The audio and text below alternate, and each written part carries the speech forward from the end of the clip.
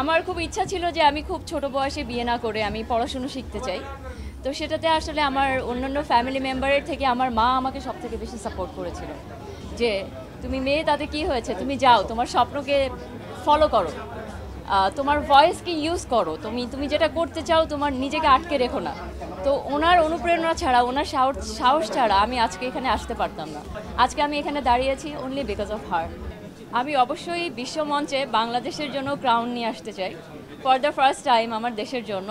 আমি সেটার জন্য আমার বেস্ট চেষ্টা করব। অবশ্যই আপনাদের সাপোর্ট লাগবে, সবার সাপোর্ট লাগবে। অ্যাঞ্জেলিক ফ্রেশ এয়ার ফ্রেশনার, মুহূর্তেই মন মাতানো মনোরম সুবাস, জাগিয়ে তোলে এক স্নিগ্ধ অনুভূতি। অ্যাঞ্জেলিক। সবাই বেশি বেশি করে সাপোর্ট করবেন, পজিটিভ নিউজ করবেন, সো দ্যাট যেন বাংলাদেশ বিশ্বের দরবারে অনেক গৌরবের জায়গা বয়ে আনতে পারে।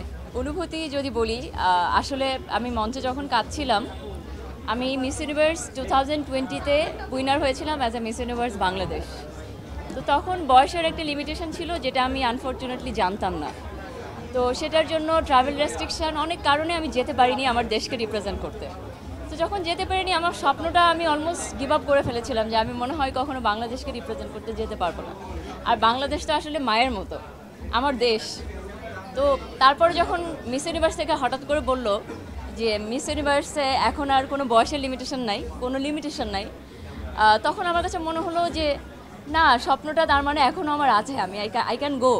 তারপরে 3 বছর আমি ট্রাই করেছি মিস ইউনিভার্সে যাবার জন্য, অ্যান্ড 3 বছর পরে আমি আমার স্বপ্নের চূড়ান্তে এসেছি এবং আজকে আমি আপনাদের সামনে মিস ইউনিভার্স বাংলাদেশ 2025 হিসাবে দাঁড়িয়েছি আপনাদের দোয়ায়। এবং অবশ্যই আমি স্বপ্ন দেখেছি, এই জন্য এসেছি। না, ইনশাল্লাহ আমি ক্রাউন নিয়ে আসতে চাই বাংলাদেশে, নো টপ 5, ওটার জন্য আমি চেষ্টা করব।